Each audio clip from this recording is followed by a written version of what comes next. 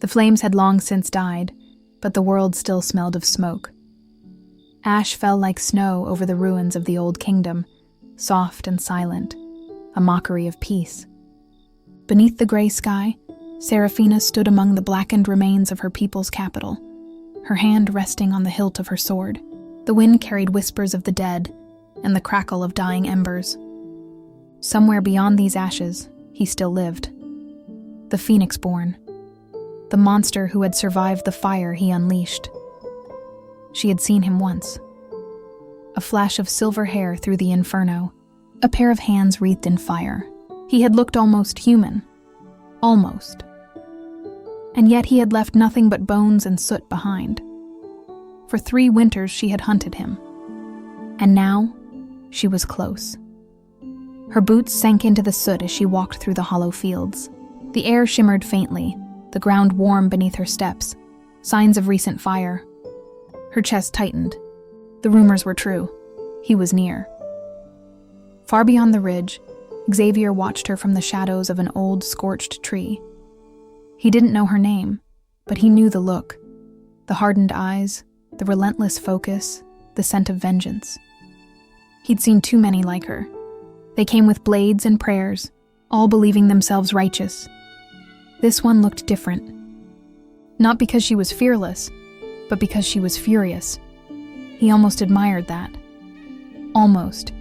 Xavier's fingers twitched, faint sparks coiling around his knuckles. He could end this before it began. A single flicker and the ground would ignite. But something stopped him. The sight of her standing in those ashes, wrapped in gray and sorrow, stirred something sharp and unpleasant inside him. "Still they come," he murmured, his voice low, rough from years of smoke. "Still they burn for what's already gone." Seraphina's sword glinted as she drew it. "Show yourself, coward!" she shouted into the stillness. Her voice echoed through the valley. A pause. Then a flicker of orange light bloomed ahead, faint but growing. The flames parted like curtains, and he stepped out. Xavier looked nothing like a monster. That was the cruelest part. He moved with a quiet, effortless confidence, the torn cape trailing behind him like smoke. The faint glow of embers danced along the seams of his armor, as though his body refused to cool completely. Seraphina's hand tightened around her sword. "So it's true," she said. "You survived." He tilted his head slightly. "You make it sound like a crime. You burned my kingdom." His eyes, cold as steel, didn't flinch. "Your king started the war. Don't you dare," she spat. "You killed thousands. I ended thousands who would have done the same." Their words cracked like sparks. The air between them grew hotter with every heartbeat. She lunged forward, fast. Her blade slashed across the air where he stood, but Xavier caught it in a burst of flame. Metal hissed red-hot against his palm. Seraphina staggered back, her sword trembling from the heat. He didn't attack. He just looked at her, almost disappointed. "Your fury makes you predictable," he said quietly. "And your arrogance makes you human enough to kill." She shot back. He almost smiled. A brief, humorless curve of his lips. "Human? You flatter me." She circled him slowly, sword raised. "Do you feel guilt?" she asked. "No," he said. "Just fire." Her jaw clenched. "Then I'll be the one to put it out." The wind rose, carrying cinders between them. 2 silhouettes locked in the ruins of a dying world. When the fight began, it wasn't graceful. It was survival. Seraphina struck first, a clean, precise arc, but Xavier met it with raw, unrestrained power. His hand ignited, catching the blade mid-swing, the fire curling along its edge. Sparks burst like stars between them. "You'll burn with the rest," he said. "I already have," she screamed. Her boot hit his chest, sending him back through the ash. He hit the ground hard, rolling once before pushing himself up, eyes narrowing. She didn't hesitate. She charged again, sword raised. For a heartbeat, they looked like reflections, flame and steel, destruction and vengeance colliding. And when their weapons met again, the world lit up. By the time the smoke thinned, They stood a few paces apart, breathing hard. Neither had won. Both were exhausted. Seraphina's hand trembled slightly, the hilt of her sword still glowing from his fire. Xavier's knuckles were burned, skin blistered from restraining his own strength. For a long moment, neither spoke. The silence stretched, broken only by the crackling of dying embers. Then Xavier's voice came, low, almost unreadable. "You hunt something you don't understand." Seraphina glared at him. "And you destroy everything you touch." He didn't deny it. He just turned away. As he disappeared into the smoke, she lowered her sword, the rage inside her coiling tighter instead of fading. Hatred, she told herself. It was hatred, but the look in his eyes, cold, steady, and almost sad, burned hotter than his flames, and she hated that most of all. The storm rolled in the next night, a storm of dust, not rain. It swept through the ashlands like a restless ghost, clawing through what was left of the world. Seraphina had set up camp in the hollow carcass of a burnt-out windmill. The blades hung like broken ribs against the sky, creaking softly in the wind. A single flame from her oil lamp flickered beside her, struggling to stay alive. Her sword rested against her leg. She hadn't slept. Not properly. Every time she closed her eyes, she saw silver hair through smoke, and the faint glow of fire trailing after it. Xavier. The name felt bitter on her tongue. He wasn't supposed to look human. He wasn't supposed to bleed when her blade cut him, or breathe hard when he fought back. He was supposed to be a legend, a weapon in human skin. But when she saw the burn marks on his own hands, it had shaken her. It was easier to hate something that didn't look like you. She pulled her cloak tighter around her shoulders, forcing the thought away. Outside, the wind moaned through the ruins, and beneath it, she thought she heard footsteps. Her eyes snapped open. Sword drawn, she moved to the door, her boots silent on the cracked stone. The moment she stepped outside, the world went quiet. Too quiet. And then she heard him. "You track louder than you think." Xavier's voice came from somewhere behind her, calm and cutting. She turned sharply, blade flashing in the dim light. "And you lurk worse than a ghost," she said coldly. "Didn't have enough of a fight last night?" He stepped from behind a fallen pillar, his expression unreadable. The faint light from her lamp caught the soot still clinging to his armor. "I wasn't looking for another fight," he said. "You found me again. Because I'm better at this than you are." He smiled faintly, not amused, not mocking, just tired. "If that were true, I'd be dead." She took a slow step toward him, blade never lowering. "That can still be arranged." The storm outside thickened, carrying a wall of gray sand that swallowed the horizon. A low rumble of thunder rolled overhead. Xavier glanced at it, then back at her. "You won't last out there," he said. "The dust will strip your lungs before your sword even cools." "I'll manage." "You won't." He stepped closer. The air between them seemed to tighten, heat pulsing faintly from him. Not fire, not yet. Just warmth that shouldn't have been there in the cold night. "You should leave," she said through clenched teeth. "I've been trying to," he replied. "But you keep finding me." "Because you keep existing," she snapped. That made him actually laugh. A deep, low sound that carried no real joy but something darker, something alive. "I see why your king liked you," he said. "You don't break, even when you should." Her jaw tightened. "And I see why everyone else feared you. You talk too much." "Talking's all I have left." Their eyes met. Neither moved. The storm howled around them, scattering ash through the air like a snowfall of ghosts. Then, without warning, the ground shook, a tremor that split the cracked earth beneath their feet. Seraphina stumbled, her boots slipping on loose rubble. Before she could steady herself, Xavier caught her wrist, pulling her forward. For one raw second, their faces were inches apart. The heat of his hand burned through her glove. His breath brushed her cheek, and faint, warm, alive. She froze. "He didn't let go. Let me. Go," she said quietly. He did. Instantly. Seraphina stepped back fast, sword raised again. Her pulse was uneven, too fast. She hated that he could still feel composed, like the touch hadn't meant anything. The tremor faded, leaving silence behind. "Did you do that?" she asked. He frowned. "If I had, we'd both be ash by now." She studied him for a moment. The faint flicker of gold under his skin, the exhaustion behind his calm. For the first time, she noticed the strain in his movements, the way he favored his left arm. He was hurt. Badly. "You're bleeding," she said flatly. He looked down at the shallow gash along his side. "It'll heal, like the rest of the world did?" That hit harder than she meant. He didn't respond, just looked at her with a quiet sort of ache that made her want to look away. "Why do you keep hunting me?" he asked after a moment. She tightened her grip on her sword. "Because you destroyed everything I ever knew." "No," he said softly. "I destroyed what was already dying." "Stop pretending you're some cursed hero," she snapped.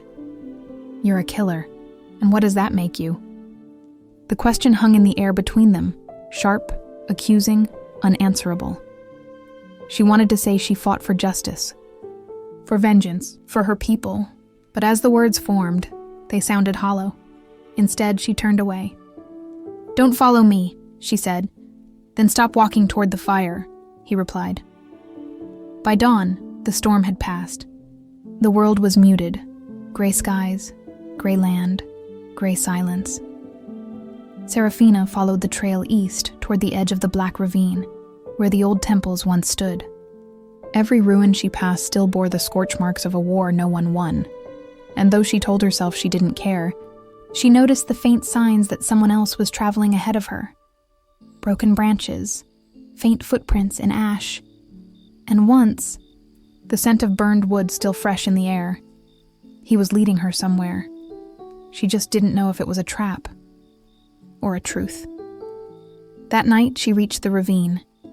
The cliffs plunged down into a canyon of black glass and molten stone, the birthplace of the fire that destroyed her world. And there he was again. Xavier stood near the edge, his cape whipping in the wind. The dying sun cast his figure in red and gold, making the air shimmer faintly around him. He didn't turn when she approached. "You should have stayed away." "You keep saying that," she said. "You're terrible at making it convincing." He exhaled slowly. "You think this hunt will bring peace. It won't. When you kill me, the fire won't stop. Then I'll make sure it burns you first." He turned this time, his gaze steady, tired, but not without something almost human beneath it. "You really want to end this?" She raised her sword. "Yes, then don't miss." The wind shifted. The light dimmed. Their eyes locked, and something wordless passed between them. It wasn't attraction. Not yet. It was recognition. Like two survivors of the same wound, realizing they were both still bleeding.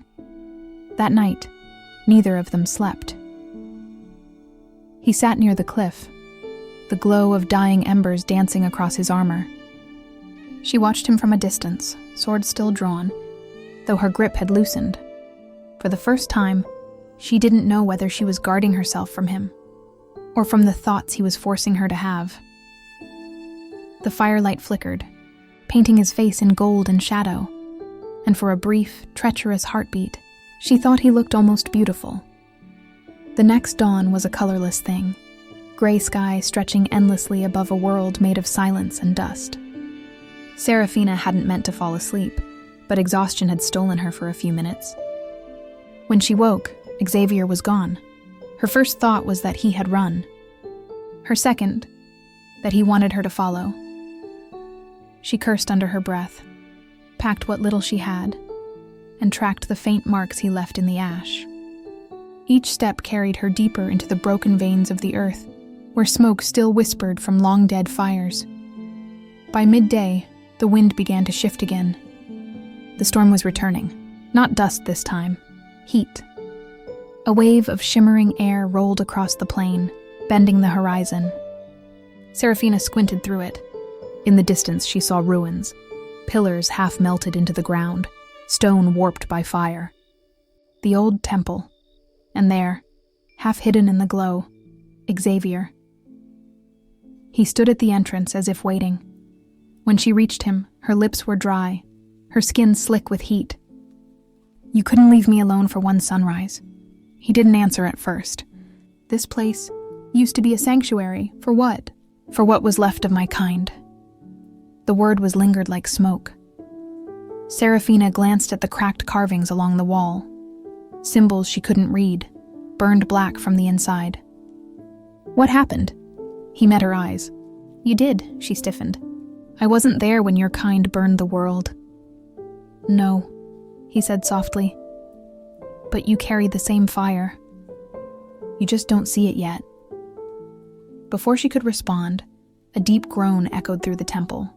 Stone shifting, something breaking far below. The ground trembled.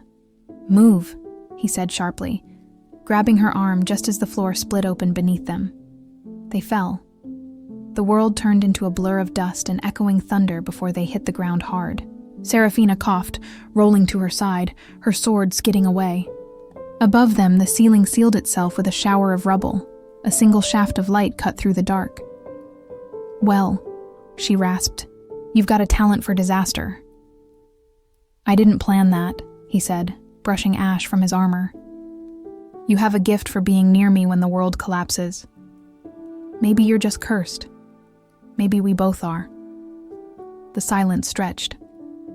The air down here was thick, humid and hot, the scent of molten rock rising from the depths. A faint red glow flickered in the cracks of the stone walls, as if something alive pulsed beneath them. Seraphina looked up. The climb was impossible. "We're trapped. For now," Xavier said. "The tunnels run deep. There's another way out. If we can find it before the heat does," she frowned. "You sound like you've been here before." "I was born here." The words stopped her cold. She studied him. The faint, ember-like light under his skin, the way the heat didn't seem to touch him. "Then this is your graveyard." He nodded once. "And your proof." They began walking. The tunnels twisted and breathed like something alive. The walls pulsed faintly with light, and sometimes she swore she heard whispers, echoes of the fire that ended everything. At one turn, the heat surged. Seraphina stumbled, gasping for air. The air shimmered, too heavy to breathe. Xavier caught her wrist again, his hand burning with impossible warmth. Yet it didn't hurt. It steadied her. "Breathe," he said quietly. She looked up at him, sweat beading at her temple, her throat dry. "You think I need your help? I think you'd rather die than admit you do." Her glare was sharp enough to cut stone, but her chest finally eased. "Don't flatter yourself." His mouth twitched, not quite a smile. "That wasn't flattery," they pressed on. Hours passed, or maybe minutes. Down here, time had no shape. The glow beneath the stone began to dim, and the air cooled slightly. Finally, they reached a wide chamber, ancient pillars surrounding a cracked altar. At its center burned a single ghostly flame suspended in air. Seraphina stopped. "What is that?" "The heart of the temple," Xavier said. "The last piece of living fire." She stepped closer. The flame pulsed as if sensing her. A whisper brushed her mind. A soundless voice, warm and cold at once. "You feel it, don't you?" he murmured. She didn't answer. She didn't need to. The flame knew her, knew what she'd done, what she'd wanted. Her hand lifted unconsciously toward it. "Don't," Xavier said suddenly, grabbing her arm. His grip was strong, desperate. "It's calling me," she whispered. "That's what it does. It shows you what you think you want." "What do I want?" she asked, half to herself. His voice softened. "Peace," she looked at him. "And you?" His eyes flickered gold. "Forgiveness." For a long time, neither spoke. The flame between them danced higher, its light wrapping around them like breath. The air was heavy, too close, too quiet. Then, somewhere above, the sound of shifting rock. A new crack of light split the ceiling. Xavier's head turned sharply. "They found us. Who?" He looked back at her, eyes dark now. "Hunters. The king must have sent more." Of course he had. Seraphina's chest tightened. Not with fear, but something worse. Conflict. Then let them come, she said. Lifting her sword, he reached out, stopping her. If they find us here, they'll kill you too. You've been seen with me. Then maybe I'll save them the trouble and do it myself. His jaw clenched. You won't. She took a step forward, blade grazing his chest plate. Try me. He didn't flinch. He just looked at her. Really looked at her. Like someone trying to memorize a face before it vanished. And in that moment, beneath the dying temple of fire, she realized something terrifying. She didn't want to kill him. Not yet. The hunters' voices echoed faintly through the upper tunnels, getting closer. He took her wrist again, this time not rough, not forceful. There's another exit, he said, but you'll have to trust me. She hesitated, every instinct screaming no. But the world was burning, and for the first time, she wasn't sure who had really started the fire. She nodded once. Lead the way, she said. The moment their hands joined, the flame behind them flared bright, as if recognizing something it had been waiting centuries to see. And in that light, the ash above them began to fall like snow. They burst from the tunnels just before nightfall. The air outside was cold again, biting, alive. It filled Seraphina's lungs like the first breath after drowning. She stumbled to her knees, gasping, the world spinning in a blur of smoke and fading light. Behind her, Xavier emerged from the fissure, dragging a jagged slab of stone over the opening with a strength that didn't look human. The ground trembled once more, then fell silent. Only the wind moved now, carrying ash across the horizon. For a while, neither spoke. Their bodies were coated in gray dust, their clothes damp with heat and sweat. When Seraphina finally found her voice, it was low and raw. You said there'd be another exit. There was. She shot him a look. Barely, he half smiled, exhausted. You're welcome. She wanted to say I didn't ask for your help, but the words didn't come out. Her throat burned too much from the smoke. They stood at the edge of what used to be a forest, now only blackened stumps jutting from cracked soil. The sky above was a pale bruise, streaked with red clouds that glowed faintly from the reflection of distant fire. Behind them, faint voices carried through the ash, the hunters. Seraphina's hand went to her sword. We can't outrun them. We won't. She turned sharply. You plan to fight them, here? No. He pointed toward the north. There's an old outpost in the cliffs, the kind your kind forgot existed. It'll give us cover until dawn. Your kind. The phrase made her want to stab him, but the look in his eyes wasn't arrogance. It was weariness. She followed him. The journey took hours. The temperature dropped as they climbed into the highlands, wind scraping across their skin like knives. When they reached the cliffs, the stars had returned, faint and trembling through the haze. The outpost was nothing more than stone walls half-eaten by moss and time. But it was shelter. Xavier stepped inside first, checking the corners, then motioned her in. Safe. She dropped her pack by the wall, sitting heavily. You sound like you've done this before. I've been running a long time. From what? He hesitated. From what I became. Her eyes flicked toward him. And what exactly are you? He looked at her for a long moment. Then he took off his glove. The skin beneath it glowed faintly, not like fire, not entirely human either. Veins of gold light ran beneath his flesh, pulsing slowly like a heartbeat. Seraphina didn't move. You're part of what burned the world, he finished quietly. But not by choice. The room fell silent except for the faint whistle of wind through the cracks. I was made to be a weapon, he said. Forged from fire, bound to a king who wanted to control the sun itself.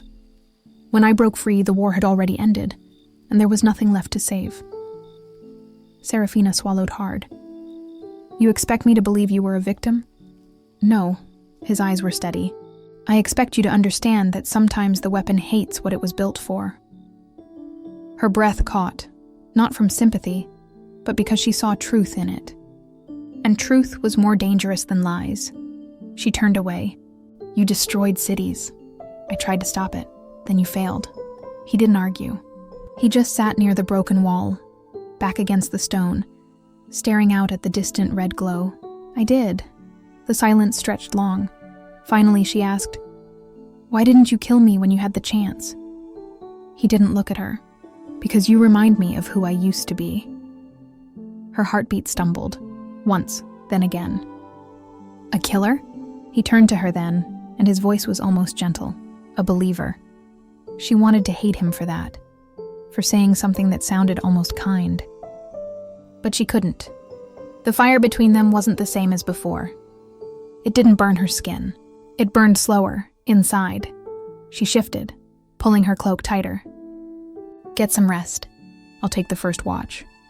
You won't last the night without sleep. I've lasted through worse." He smiled faintly.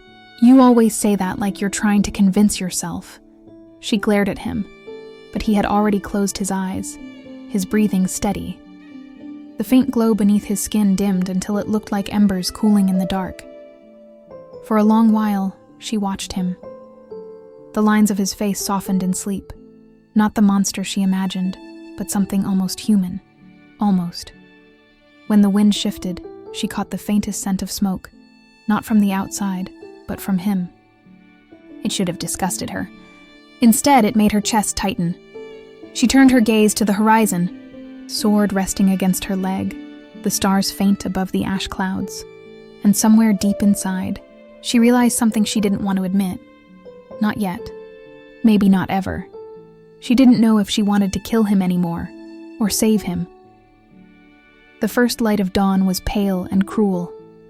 It crept across the cliffs in thin slivers, slicing through the cracks of the ruined outpost and landing on Seraphina's face.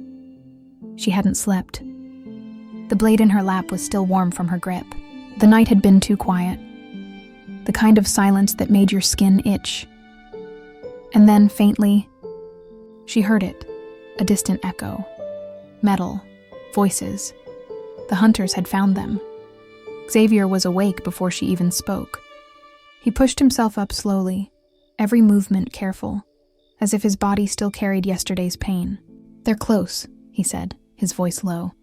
Seraphina was already on her feet. "Then we move." "We can't." She turned sharply. "What?" He was listening, not to her, but to the air itself. "There's more than one group. They've surrounded the ridge. If we run now, they'll see us before we hit the lower path." She tightened her grip on the sword. "Then we fight." He met her eyes. "You won't win against all of them. I don't need to win. I just need to make it hurt." That almost made him smile. "You really are fire without the flames. Save your poetry, Phoenix." He moved toward the broken wall, looking out. The wind picked up, stirring ash across the floor. "If we're going to fight," he said, "we make it quick. The cliff's edge gives us an advantage, if we draw them in close." "You mean use myself as bait?" "I didn't say that. You didn't have to." He turned to her, eyes burning faintly gold. "You trust me enough to fight beside me?" She hesitated, not because she doubted herself, but because the answer wasn't as simple as it should have been. Finally, she said, "No, but I trust your hatred for the same people I hate." That was enough. The first arrow struck the wall. Stone shattered, dust bursting in a cloud. Then came the second, and the third. Seraphina ducked behind the archway, her sword drawn. Xavier raised his hand. A faint ripple of light shivered through the air, warping the dust into heat. "Now," he said. She moved before the word finished leaving his mouth. She burst into the open like a blade drawn from flame, swift, precise, furious. The first hunter met her edge before he even realized she'd moved. Xavier followed, his steps heavy and deliberate. Fire bled from his strikes, and not wild but controlled, searing through armor and leaving the air burning in his wake. They fought like two storms colliding, her steel and his flame, her precision and his fury. At one point, she slipped, a hunter catching her off guard, blade slicing through her sleeve. But before he could land another blow, Xavier's fire erupted between them, molten and bright. The man screamed once, then fell silent. The heat singed the edge of Seraphina's cloak. She turned on him, furious. "You almost burned me!" "You were in the way. I was winning!" He gave her a look, sharp, exasperated, and too calm for a man surrounded by death. "You're welcome, then." She wanted to punch him. Instead, she slashed through another attacker. The last of the hunters fell to the ground, armor cracked and smoking. The air shimmered with heat. Seraphina's breath came heavy. Sweat ran down her temple, streaked with ash. She turned to Xavier, and for a heartbeat, didn't recognize him. The faint gold under his skin had flared to bright fire. His eyes glowed, molten, alive, terrifying. But behind that light she saw pain, real pain. "Xavier," she said softly. He looked at her, chest heaving. "It's fine. It doesn't look fine." He clenched his jaw, forcing the glow to dim. The light pulsed once, then sank back beneath his skin like dying embers. When it was gone, he swayed slightly. Without thinking, she caught him. Her hand pressed against his chest. Hot, solid, too close. His heartbeat was fast, too fast. He looked down at her. "You keep doing that." "Doing what?" she snapped. "Saving me. Don't flatter yourself. I just don't like unfinished hunts." But her voice wasn't as sharp as she wanted it to be. For a moment, neither moved. The wind carried ash past them, and in the fading light of battle, it looked almost like snow. When she finally stepped back, he didn't stop her. He only said, "We need to keep moving. More will come." She nodded, though her thoughts were somewhere else. Back in that split second when she'd felt his pulse under her hand. Too human for what he was supposed to be. They walked until the sun sank behind the mountains. The blood on the ground had already cooled, and the world was quiet again. But the silence between them wasn't the same anymore. It wasn't hatred. It wasn't peace either. It was something dangerous, something in between. Night fell heavy and endless over the ridge. The flames from their battle had burned out hours ago, leaving only a faint red glow crawling through the ruins like dying veins. Seraphina and Xavier had found shelter in what used to be a watchtower, half collapsed, its roof split open to the stars. The air still smelled of char and blood. Every time she inhaled, she could taste the metallic sting of it. Xavier sat by the wall, his back against the cold stone. The glow beneath his skin had faded, but his breathing still sounded ragged. He'd wrapped a torn cloth around his shoulder, though it was soaked through already. Seraphina crouched near him, trying to keep her voice steady. "Take it off," he raised an eyebrow. "That's a bold command." "Your shoulder, idiot." His smirk was faint but real, the kind that made her want to both slap and stare at him. "You'll have to be more specific next time." She rolled her eyes and tore a strip from her cloak. "Hold still." The wound was deep, scorched at the edges, the kind of burn that didn't come from fire alone. When she pressed the fabric against it, he flinched. "You shouldn't have used that much power," she said quietly. "You're burning yourself from the inside." "That's what fire does," he muttered. She didn't answer. The sound of her heartbeat was too loud in her ears. When she finished wrapping the cloth, she leaned back, avoiding his gaze. "You can sleep," she said. "I'll keep watch." "I don't sleep much."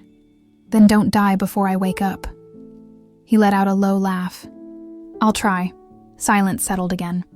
The wind whispered through the cracks in the stone. Somewhere far off, a lone bird cried. The kind of sound that didn't belong to peace or war, just the space between. Seraphina sat near the open wall, staring at the dark horizon. The stars were sharp tonight, cruelly beautiful. Behind her, Xavier's voice broke the quiet. "You hate me less now," she didn't turn. "Who says that?" "You didn't stab me when you had the chance," she smirked faintly. "Maybe I'm saving it for later." "Maybe," he said softly. "But I don't think so." She exhaled long and slow. "You think you know me? I've seen how you fight." "That's enough." She glanced over her shoulder. "And what did you see?" He met her eyes, the faintest gold still flickering there. Someone who doesn't kill for pleasure. Someone who kills to quiet the noise.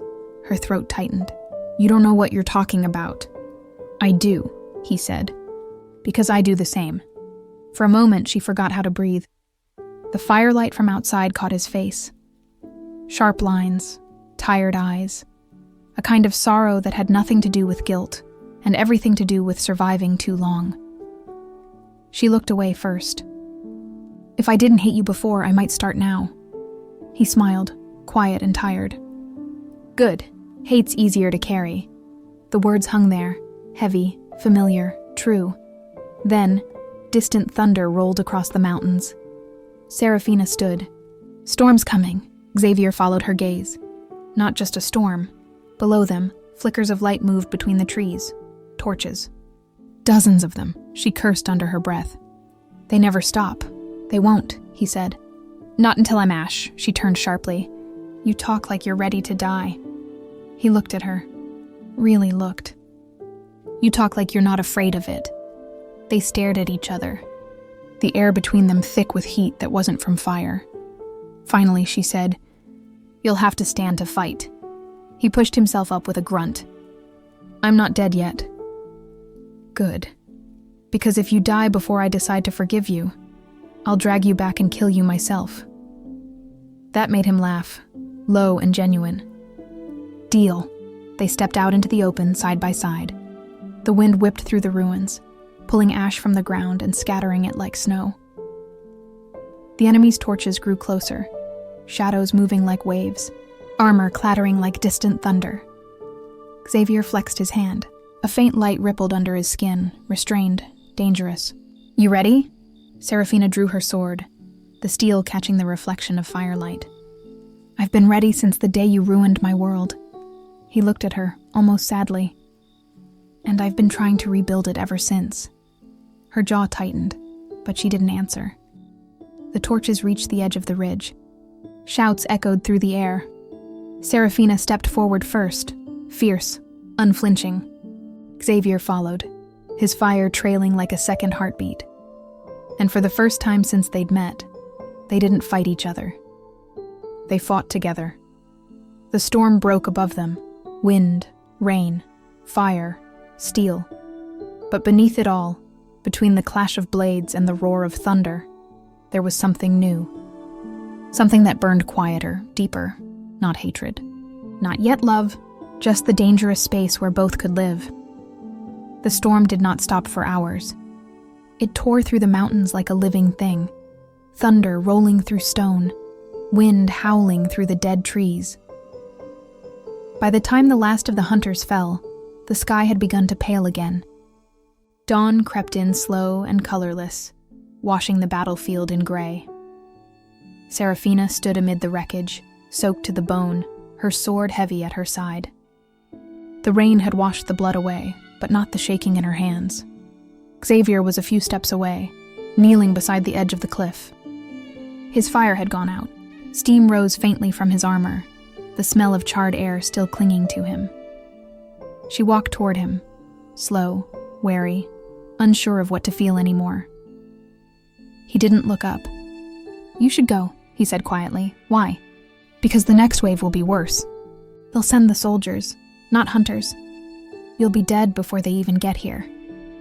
He smiled faintly. "That's the idea." Her chest tightened. "You think dying fixes anything? It stops them from chasing you." "I don't need saving," she hissed. Finally, he looked at her. His eyes, golden and dim, like the last ember before it fades, met hers with a kind of calm that terrified her. "You're the last person I'd ever try to save. But if I burn here, they stop. That's enough." Something inside her cracked. Maybe it was anger. Maybe something else. "You ruined my home. You killed everything I knew," he nodded once. "And I'll spend what's left of me paying for it." The wind roared around them. She wanted to scream, to hit him, to curse him until the mountains echoed.